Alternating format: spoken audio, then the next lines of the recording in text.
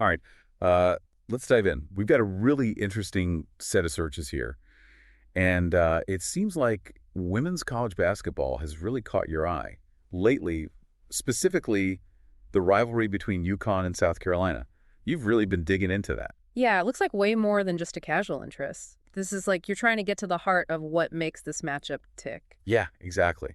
Like you're trying to piece together the whole story, key players, past championships, future implications, and even how to actually watch the games. That's what we do here, right? We try to take these searches and figure out what the bigger picture is, what's driving this curiosity. Exactly. So our mission today is to go beyond just listing out these searches.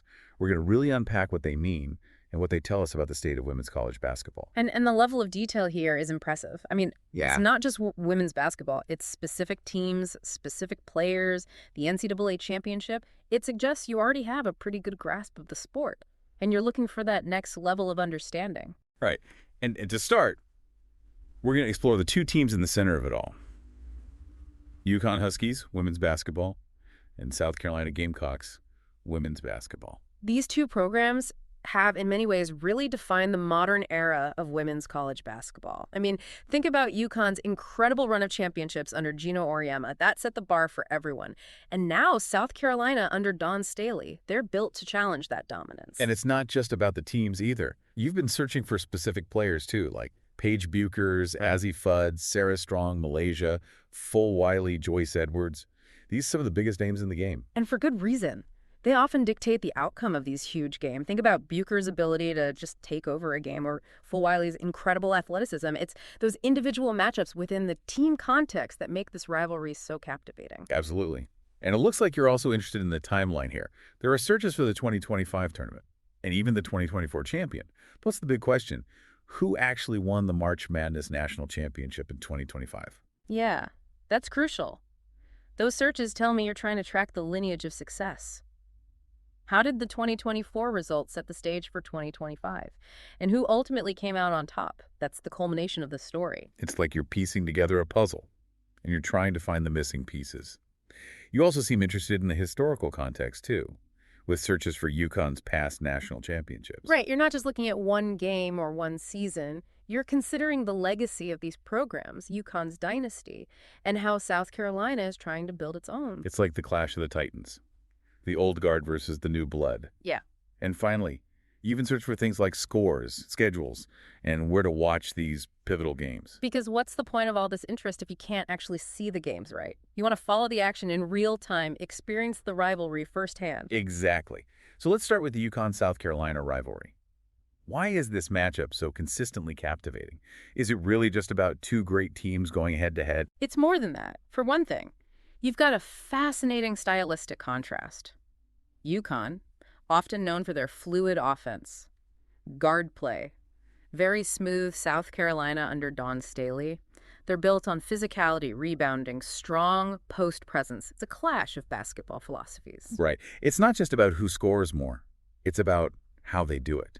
Yeah. And that makes it so much more interesting. And the fact that these are two of the most successful programs in women's basketball history, that just adds another layer of intrigue. Absolutely.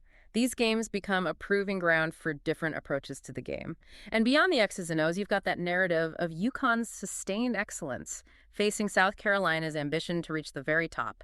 It's a story of legacy versus the hunger to create one. It's like David and Goliath, Mm-hmm. but with way more national championships on both sides. And speaking of those championships, it seems like you were really following their journey through the 2025 tournament. You searched for who won March Madness 2025 National Championship 2025 basketball alongside all the UConn and South Carolina stuff. It's like you were glued to the action, seeing these two teams as the main contenders, and you wanted to know how it all ended, who reached the pinnacle. Exactly.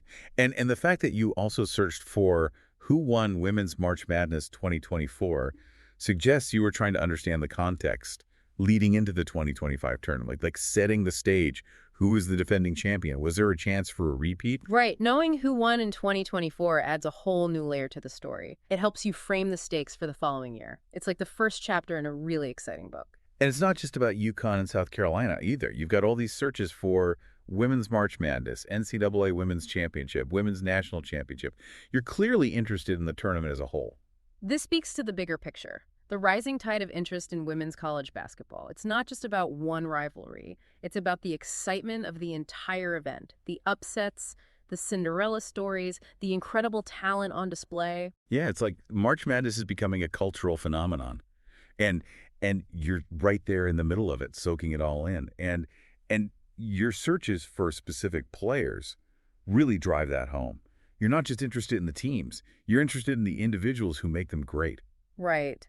Those searches for Paige Beakers, Ozzy Fudd, Malaysia, Fulwiley, Joyce Edwards, they show that you recognize the star power driving this sport, the individual brilliance within the team context. It's like those players became characters in the larger story. And you're invested in their journeys too. And then you've got those very practical searches. UConn score, UConn game today. Where to watch South Carolina Gamecocks women's basketball versus UConn Huskies women's basketball. You want to know how to actually follow the action. That's the sign of a true fan, right? You're not just passively interested. You're actively seeking out ways to stay informed, to watch the games, to be a part of it all. It's like you're not just reading about the game. You're living it. Yeah. And even beyond the games themselves. Yeah. You search for Gigi Bryant. Yeah, that one's particularly interesting. It suggests an awareness of the broader cultural impact of women's basketball. And the figures who have shaped it, Gigi Bryant's passion for the game, resonated with so many. And it's a reminder that this sport is about more than just wins and losses. It's about inspiration, legacy, and the power of human connection. It's about those moments that transcend the court and stick with us long after the final buzzer.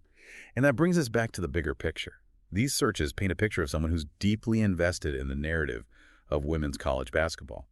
Someone who understands the history, appreciates the present, and is excited about the future. Absolutely. Is a snapshot of a fan who's plugged into the storylines, the rivalries, the personalities, the quest for the championship. It's a sophisticated understanding of the sport and its place in the cultural landscape. So what does this all mean?